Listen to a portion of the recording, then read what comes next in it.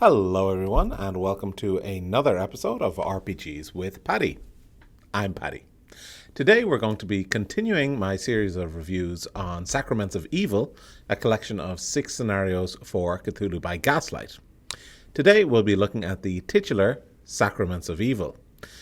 In this scenario, investigators are called up to York to investigate a series of murders.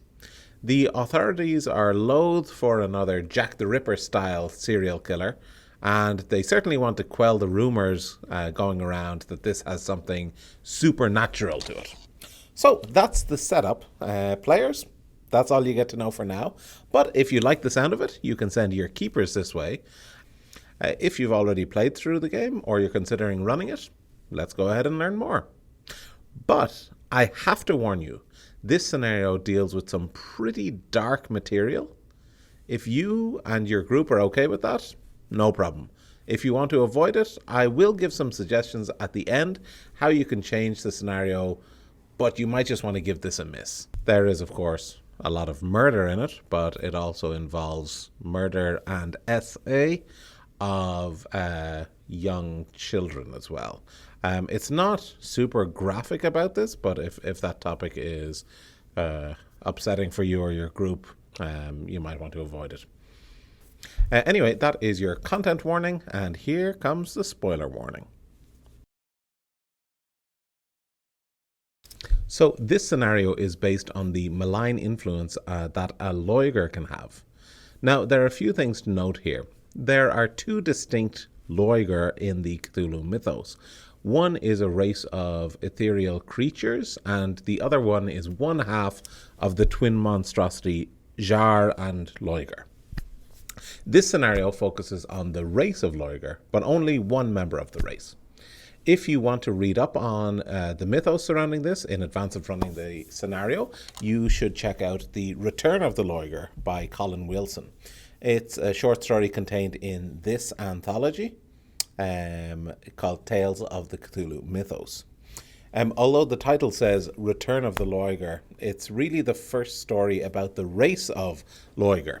The previous story by Derleth and Shorer dealt with the deities Jar and Loiger. Basically, Loiger travelled to Earth from the Andromeda Galaxy and enslaved humanity.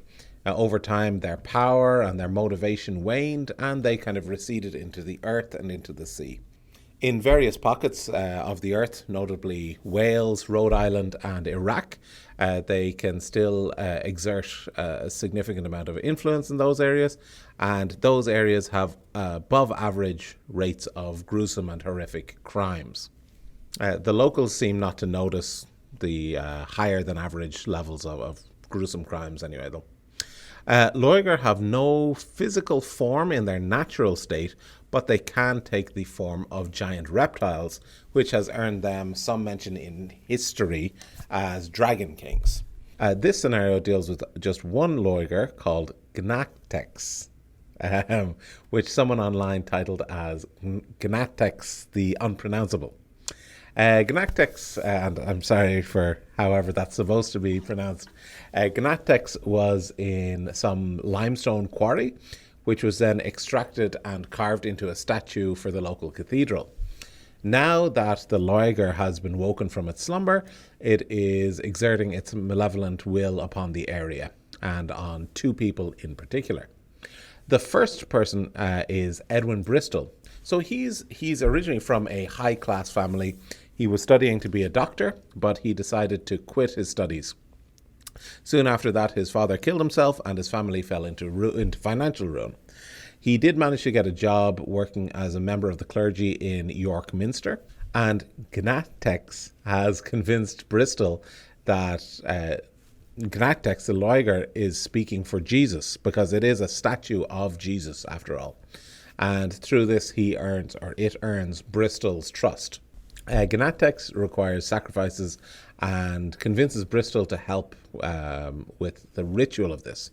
So Bristol has to eat the pineal gland of a recently killed victim in the presence of the statue, and then Gnactex will gradually regain enough power and be free of the confines of the statue and be able to exert more malign influence on the region. So Bristol has started a series of murders.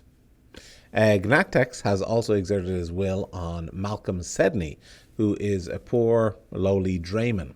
So Sedney has his own sick thoughts prior to Gnactex, but Gnactex is encouraging him to act upon them. So again, just a quick trigger warning here as well. This involves Sedney acting out acts of SA and murder of preteen boys. This is, of course, the part that might put a lot of people off playing this scenario. As I said, at the end of the video, I will talk about ways to change it. But for now, we'll just continue as it is printed in the booklet. So Gnactex encourages Sedney to take out the pineal gland as well. But this is not to perform the ritual. So Bristol is taking out the pineal gland and eating it in front of the statue as part of the ritual. Sedney is taking out the pineal gland but not performing the ritual. And this is to make it appear as if it's the same killer, and this thus kind of deflects suspicion away from Bristol, who is performing the rituals. But also, Luiger are just evil as well. So Sedney targets young boys, and as I said, also SAs, all of them.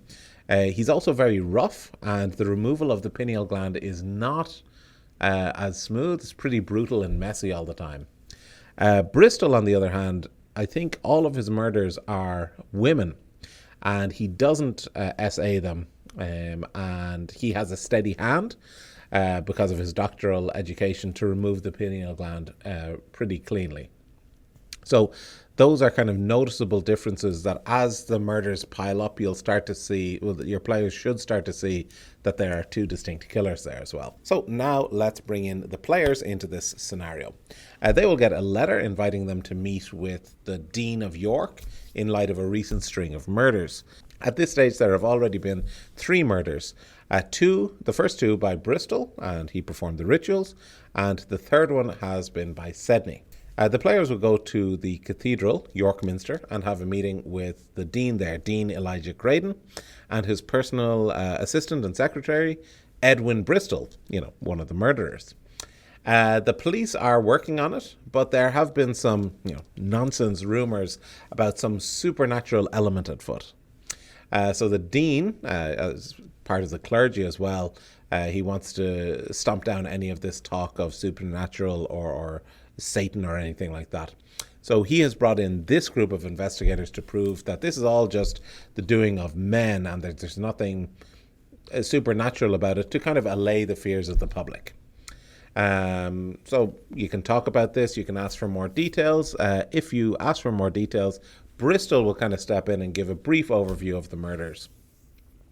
The Dean will also mention that Dr. Melrose, who is kind of like one of the first, or possibly the first, self-pronounced kind of forensic doctor, is working on the case. And he's also paying for his own services as well, because the town couldn't afford him. So he recommends that the investigators go talk to him. And the Dean will also provide letters of recommendation, letters of merit, to connect you with the local authorities and the doctor if you think that that's necessary, which I think it is. Towards the end of the meeting, at some point, Bristol will kind of suddenly stomp forward and crush a cockroach beneath his feet.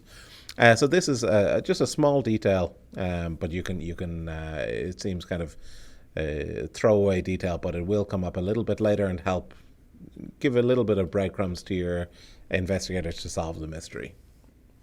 Note that when you're giving any information about the murders, only the police and the doctor know about the pineal gland or part of the brain being missing, and the SA of the boy. So don't give that information out, because the Dean and Bristol kind of knows it anyway, but the Dean does not know that.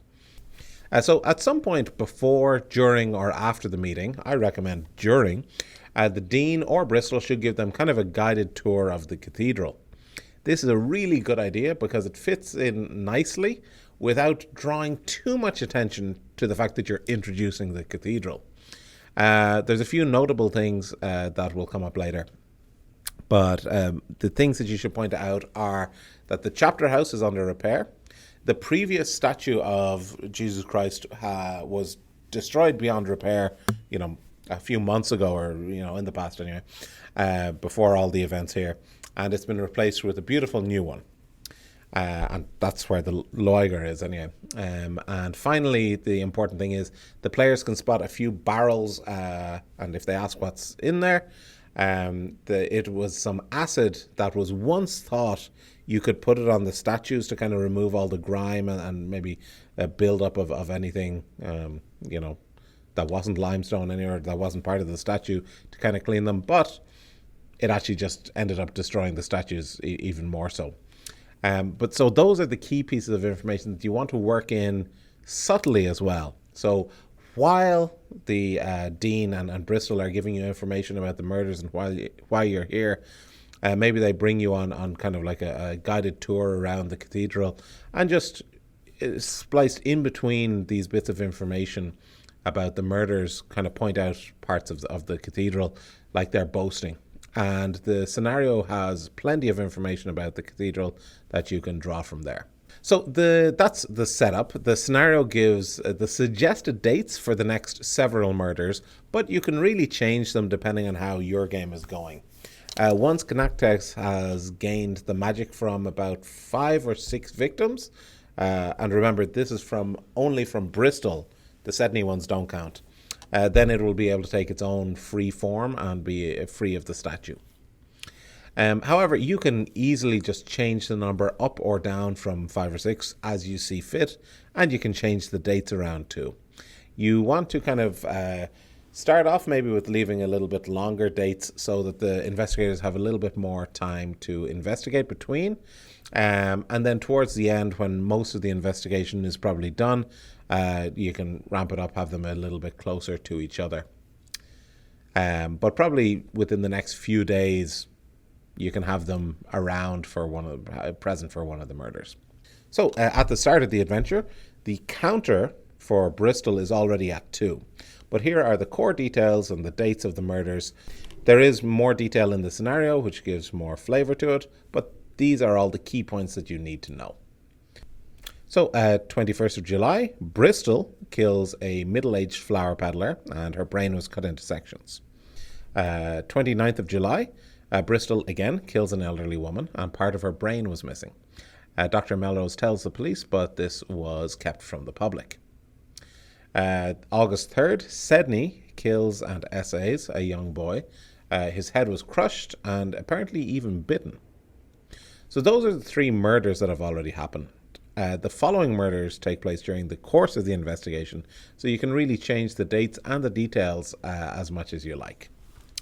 12th of August, Bristol kills a middle-aged female prostitute, and part of her brain was missing. Dean Creighton had just counselled the woman, and she was repenting from her life as a prostitute, so he is devastated. The scenario even suggests that you could have the investigators meet this woman just as she's leaving after talking to the Dean and repenting, and the Dean could even at that point express, he seems very happy, and she's turning her life around, that's great. Just to add that more feeling to it. At the murder, Bristol actually dropped a button at the scene of the crime, and the investigators may be able to find it. We'll look into that a little bit later. 15th of August, Sydney kills and essays a young boy. The boy's head was smashed open and parts of his brain are scattered all over the scene. The 17th of August, Sydney again kills and again essays a young boy. The brain is ripped out and Sydney's riding crop can be found at the scene here. 27th of August, Bristol kills a young girl. So Bristol kind of rushed through this one, and he tried to take out the pineal gland before killing her first. So she struggled, there's signs of a struggle, and Bristol decided just to take the entire brain away to avoid being caught in case, her screams drew attention. He eats the pineal gland in the ceremony as usual, but the rest of the brain is stored in a jar in his room until he can dispose of it properly. On the 29th of August, Bristol kills another woman. First, he silences her with chloroform, and then he removes the pineal gland. Dr. Melrose can notice that chloroform was used here and suggests that this implies it was someone with medical knowledge. On the 30th of August, Sedney kills, and again essays, a young boy, and again mutilates the brain. This time, he took the young boy from the block where he lives. So, from the block where Sedney lives. So, it's really kind of, he's getting bolder and bolder now. And finally, on the 4th of September, Bristol kills a young female prostitute and removes the pineal gland. So those are the murders as presented, but you can change them as you see fit. You can add or remove some as well. You might want to space some of them out or even move them closer together if your players need more leads. So 2 things to kind of point out here. The first one is due to Bristol's high class, even though his family has kind of fallen into disrepute, the police will not be willing to arrest him without incontrovertible proof. Surely, someone of his upbringing would never do something like this. However, they don't need such evidence to arrest Sedney as he is lower class. So even accusing Bristol could have some serious negative repercussions for the investigators. The second thing then is Sedney will often appear at the scenes of the crimes, the ones that he committed and also the ones that Bristol committed. And he seems to have a lot of interest in the case. You should build this up gradually. You don't want Sedney arrested immediately. However, he is a good character to throw suspicion on. You probably want the investigators to confront him not right at the end of the game, because they need time to realign their suspicions when the murders don't stop after that, or to try and make sense of the conflicting 2 murder styles. So anyway, at this stage, you can start your investigation. If you go talk to the police, they're not thrilled about having you around. The head constable, I can't remember what his position is, but he's not, he just kind of wants the matter to disappear, kind of like Jack the Ripper. They don't need to arrest a culprit because, the famed Scotland Yard couldn't do that in the Jack the Ripper case. He just wants the murders to stop, however they stop. But you can talk to some of the other constables as well. They can give you more details about the murders, but there's not a huge amount that they're going to let you know as well. One of the constables will point out that a cockroach came out of one of the dead bodies. So this is another thing that comes up again. You can use, when the investigators are on the scene of the crime, if the body is still there, you can give them a surprise by having a cockroach come out of one of the wounds. And again, this is kind of leading back to the cathedral, which we'll get to in a bit. So the next obvious thing is to talk to the doctor, and he can give more details about the murders if the investigators have some letters of reference from the dean. If the doctor later decides to trust them even more, he can also reveal some of those secret details that the boys were essayed and that parts of the brain were missing from the victims. I would say don't give all of that information the first time that they meet, and certainly don't hold your player's hand by suggesting that there may be 2 killers. Definitely not at this early stage. Let your players kind of figure that out themselves, and if they're really struggling, you can kind of give them some nudges in the right direction, because there's several murders, there's several opportunities to meet with the doctor and the police and get those hints. So that is the main setup for the scenario. The investigators will have to investigate as they see fit, but there are a few kind of core things that I haven't mentioned yet. So the first one is the cockroaches. These cockroaches, and I think other small insects, are attracted to the statue when the loiger is active or when the ceremony is happening. Bristol has seen this, and he has taken to putting the cockroaches into the bodies of his victims. So again, if the investigators are inspecting a corpse, you can have a cockroach jump out at them. But again, this links back to the very start when you saw the cockroach in the cathedral and Bristol killed it. The second thing is there is a very interesting kind of trampy character, Horace Dresden, who roams the streets pushing along his cart of books. He can be a great source of information, and he also has a mythos tome. But the story says, well, he's one of those people who's always around when you don't want him to be, and never when you do. And he kind of has a complicated relationship with the town and the authorities and the cathedral as well. The Mythos book is Monsters and Their Kind. It is handwritten and not in great condition, and it gets the handwriting gets less comprehensible as you go on deeper in the book. So you can learn a few spells from that as well. But the key thing is there are references to the Dragon Kings. And if the players are not aware of Loiger, you can kind of give them some information about it here. But this can be a pretty huge hint. It doesn't solve the mystery. But I would say due to Dresden's nature, you don't have to give this out so early as well. And also, reading Mythos tomes takes a considerable amount of time as well. Just dole out that information at the right time rather than holding their hand right throughout. The next point is you can follow Sedney because he's a pretty suspicious character. And you could immediately kind of just break into his house, but it's probably a little bit premature at that stage. Rather, when you find his riding crop at the scene, then you can bring it to his place of work, and his boss and co-workers will initially say he's kind of completely harmless, but they'll appear a little bit more worried when they see the crop. I think they still deny that it's his, but you can tell that they're lying. You can also find out his work routes, which coincide with some of the murders. And that, if you've already waited long enough, I think the 9th murder is on his block. So all of these things will kind of point towards him. And now you kind of have the reason to break into his flat.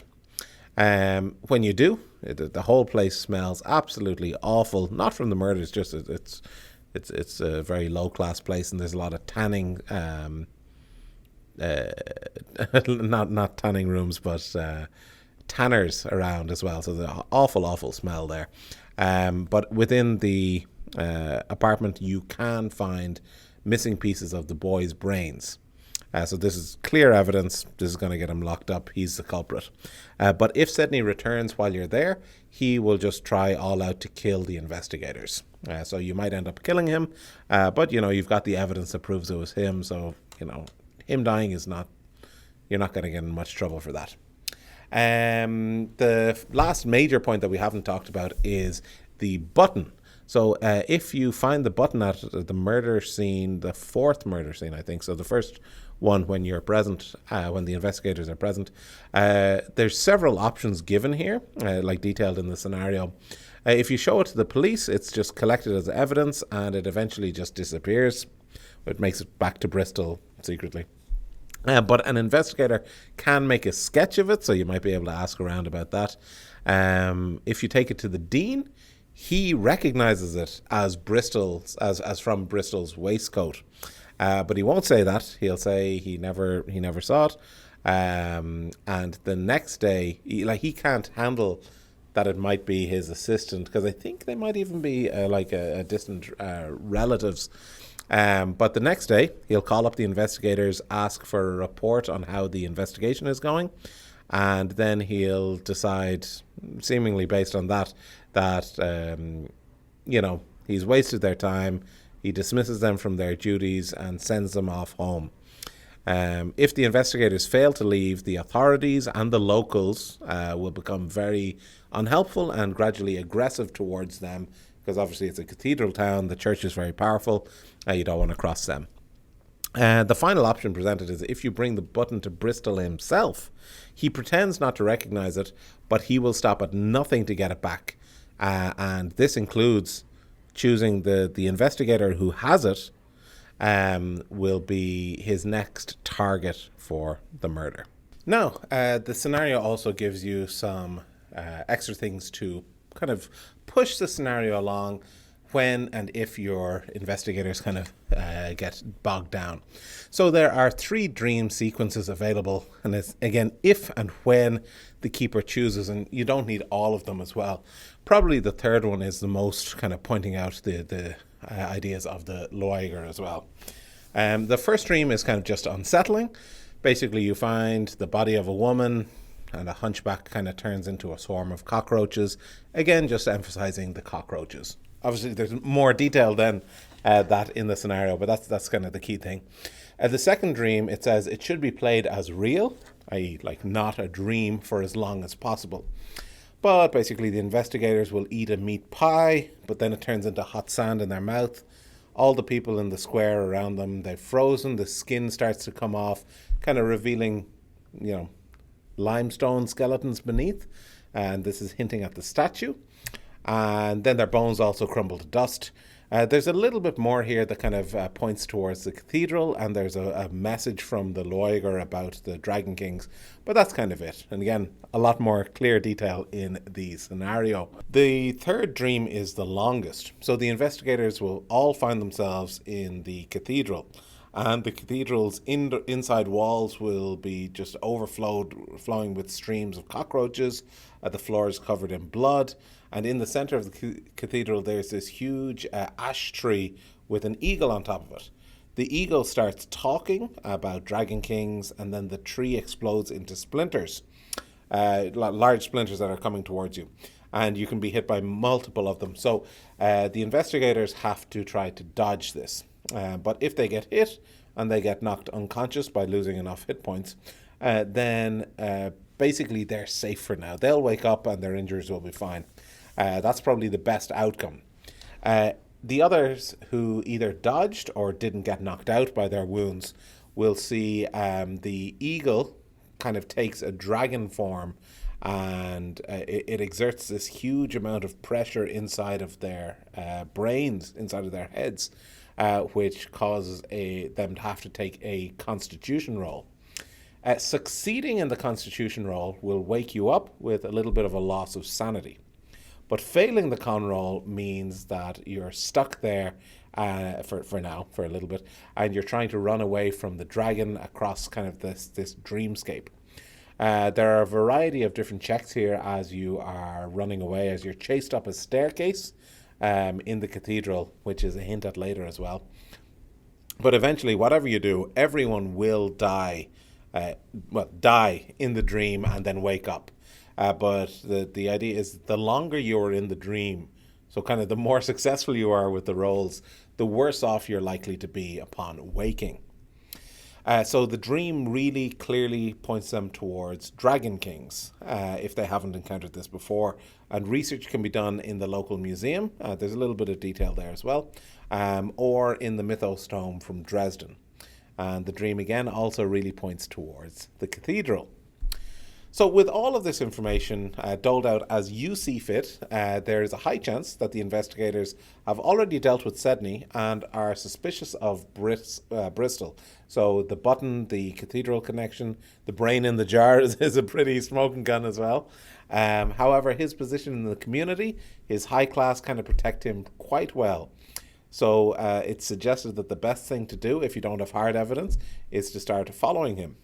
Now, Gnactex has taught him a spell that will help him escape in an emergency, but it hurts Bristol himself to cast it. So if you catch him in the act of murdering someone, he has a reasonable chance of getting away, but you might be able to kill him. Alternatively, you could kind of follow him, track him down to the cathedral, and then you can catch him in the process of his ritual to Gnactex. If he gets started with it, if he starts the ritual, the statue will emit this kind of static field, which will cause all of the investigators surrounding to be frozen in place, and so you're just watching it as it happens. But you can also see that the cockroaches are attracted to the statue, and that they're kind of like starting to maybe not swarm, but not enough of them to swarm, but quite a few of them kind of going there. And they are not affected by the static field. So you're kind of forced to watch the ritual as it takes place, and it's detailed here. It's good. Well, it's not good, but it's well detailed. So the investigators, maybe they're hidden and frozen hidden, or possibly Bristol and the Loiger might know that they're there. Once the ritual is complete, the Loiger starts absorbing the magic points, and then the static field is dropped. So Bristol, if you try to confront him, he'll try to flee up the staircase to the staircase of the tower of the cathedral, which was hinted to in the third dream. he will escape out onto the catwalk and he'll start climbing onto the roof. Anyone who tries to follow him, they have to make regular climb rolls or probably will end up falling to their death if they fail it. Bristol himself would rather throw himself off the edge and kill himself rather than be captured. And that's likely how he will leave this scenario. It's difficult to kind of capture him and get him to admit what he's done. But it can be done, of course. So now the statue is all that remains. The Loiger is, of course, eager to protect its current residents, the statue, and to kill anyone who knows about it to, again, protect itself. So there's a number of kind of outcomes here depending on how many magic points the Loiger has already obtained from Bristol. It will likely try to animate the statue, and this now golem will try to fight the investigators. It will be more or less powerful depending on how many magic points it already has. The Loiger may also try to flee the statue as a last resort. I kind of recommend against doing this, if at all possible, because this allows the Loiger to escape, and it's completely invisible. It's like the wind. And then it will go off and try and find another vessel, which leaves a very unfinished sense to the scenario. However, the optimal solution given in the scenario is for the investigators to pour the acid onto the statue and thus destroy the statue, which kind of essentially destroys the Loiger as well. So I would say if they destroy the statue in any kind of way, then basically they'll destroy the Loiger as well. Now, it shouldn't be easy, but just to have some possibility of success, in my opinion. I just think it would be very frustrating if you went through this whole thing and then it moves on to something else and you're kind of back at square one and the scenario doesn't give you any information about that. It does say, though, that you could use this, or if the Loiger is successful, you could use this as kind of a campaign fighting against the returned Dragon Kings. Depending on how you interact with different NPCs in this, and depending on the outcome of the scenario itself, the consequences will vary greatly. Arresting or killing Sedney will definitely be a boost to your reputation, because he was a weird, creepy, low-class guy, and a murderer, and more. Accusing Bristol or leading to his death without solid evidence can be devastating for your reputation, for your credit rating, and for any future dealings in York. Similarly, if the investigators' actions are deemed responsible for desecration of church property, i.e. the statue, your credit rating and reputation again will take a huge hit to this, unless it's somehow justifiable, which it probably won't be. If you leave York with the matter kind of unresolved, it can also be pretty bad as well. So, for example, if you killed or arrested Sedney and then you decided, okay, it's done, and you leave, but then the killings keep going because Bristol is still there, then it seems like you didn't do what you were supposed to do. Why would they come to you again? However, if you do manage to stop both murderers, that is going to be great. And if you can prove it, this will really boost your reputation and your credit rating. As I mentioned before, if you don't stop the source, Gnactex will then have he'll move on, he'll find another killer, there'll be another copycat killer will appear in short time. And again, if Gnactex returns to full power, York becomes a very evil place and the return of the Dragon Kings, and you could turn this into a campaign, but that's all on you as the keeper. Overall, I think this is a very interesting scenario that is also extremely dark. I love the viewpoint of having two different serial killers, especially ones that are completely unconnected, obviously except for the Loiger connection. Sedney presents a very good suspect, but the inconsistencies in the murder should be enough to give the investigators some kind of pause. Is it really all Sedney? In general, I think it's a pretty decent murder mystery, but I think having a few more suspicious people around would be good. There's only a handful of people that you meet, a handful of NPCs that you meet, and metagaming kind of lets the players know that it's probably one of them. On the other hand, it can be extremely frustrating for your players if they think that they've dealt with the situation, especially if they've dealt with both Sedney and Bristol, only to find out that the problem continues. And as I said, the scenario doesn't really provide any details for that. To avoid that, I think it's important to pepper in enough information about the Loiger throughout to let them know that there's definitely more to it than just these two killers. I also want to point out, I really do appreciate having a serial killer scenario in this setting, Cthulhu by Gaslight, which doesn't have any real connection to Jack the Ripper, which is an often overplayed scenario. But there are a few things that I would recommend changing or thinking about changing if you're going to run this. The most obvious thing is, if it's not right for you or your group, you can easily change the Sedney murders. He does not have to SA the victims, and they don't have to be preteen boys. The important thing to remember is, if you're changing this, Bristol's murders and Sedney's murders should be notably different. It might not be obvious from the start, but it should be later. Of course, the degree of skill used to extract the brain is a clear example that will remain, because Sedney has no medical training. But choose something else to kind of give a little bit of difference there. Maybe Sedney chooses a specific age of man or woman, whereas Bristol is more varied in that. Or he has some kind of other calling card, like he cuts off a pinky, or he carves an X into the chest, or anything that can differentiate the two killers, but not be so glaringly obvious from the start. Apart from that, I would probably, like I mentioned, try to introduce a few other characters and develop them a little bit more. There is a huge focus on the cathedral, so there should be more NPCs there than just Bristol and Dean Craden to be suspicious of. The scenario suggests that the museum's curator, as there's a local museum, you can find out a little bit more about the Dragon Kings, but the scenario suggests that the museum's curator could be a good suspect if the investigators kind of ask the right questions. And I think this is a very good idea, and I always imagine the museum's curator acting a little bit like the guy in that basement scene in Zodiac. Really nice and creepy. Apart from that, I really like this scenario. It presents kind of a growing, building serial killer case with a large twist in the middle to late part. Because it's Cthulhu by Gaslight as well, your status and your credit rating will play a huge part in this game. Not only in the game, but in your future scenarios as well, based on what you do this. But it also is really well represented in everyone else in the scenario, in their willingness to accept Sedney's guilt and the reluctance to even consider Bristol's.